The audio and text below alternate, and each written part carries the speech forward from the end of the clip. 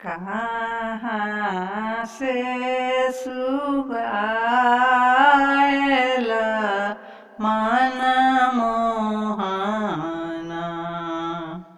कह माही लेलवा शेर सुगा मनमोहना।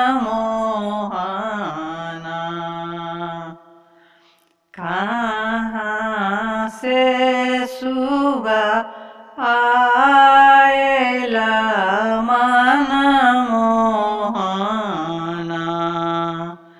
कह माही लेलवा शेर सुगा मनमोहना। अयोध्या से सुगा आएल मनमोहना, जनकपुर लेलवा शेर सुगा मनमोहना। जनकपुर लेलवा शेर सुगा मनमोहना। कौने बाबा पिंजरा बनावला मनमोहना,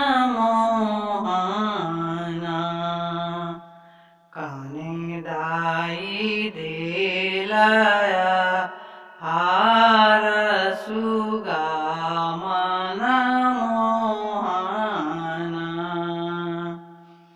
कौने बाबा पिंजरा बनावला मनमोहना,